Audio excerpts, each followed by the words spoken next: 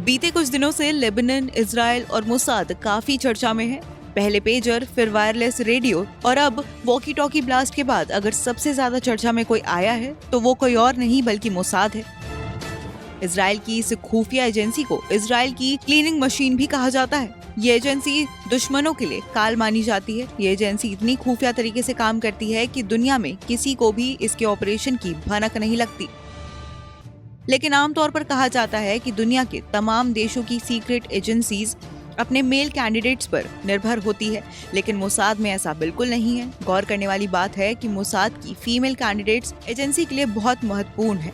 अक्सर कठिन से कठिन मिशन को आसानी से पूरा कर देती हैं। ऐसे में चलिए आपको बताते हैं कि आखिर मोसाद की ये फीमेल कैंडिडेट्स कैसे सीक्रेट तरीके से दुश्मनों से लोहा लेती हैं और कैसे काम करती हैं।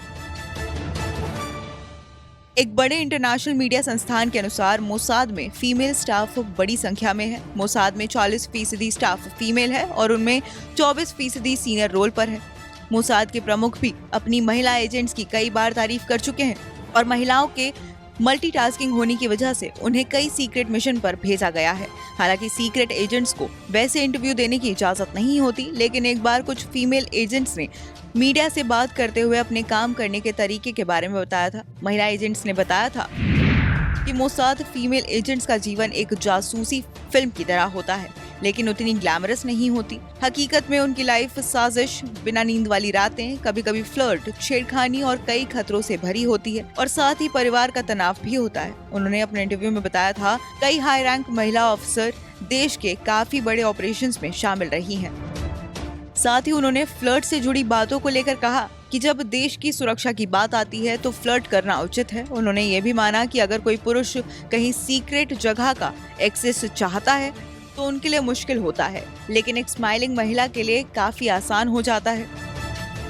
वहीं अगर मोसाद की बात करें तो वैसे तो अमेरिका, ब्रिटेन, भारत और रूस से लेकर चीन तक कई देशों में खुफिया एजेंसियां हैं जिन्हें बहुत ताकतवर और शक्तिशाली माना जाता है। इनके गुप्तचरों की पहुंच पूरी दुनिया में होती है, लेकिन इनमें मोसाद को सबसे खतरनाक सीक्रेट एजेंसी माना जाता है।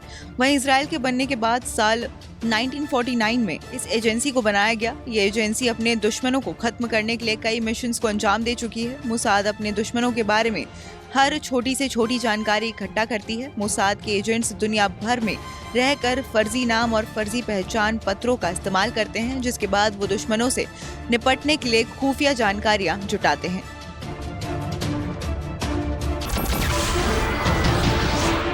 नमस्कार, मैं हूं मानक गुप्ता। अगर आपको हमारा ये वीडियो पसंद आया हो तो इसे लाइक और शेयर जरूर करें और हाँ, हमें सब्सक्राइब और फॉलो करना ना भूलें ताकि आप देश और दुनिया की कोई खबर मिस ना करें। तो जुड़े रहिए हमारे साथ और देखते रहिए न्यूज़ 24।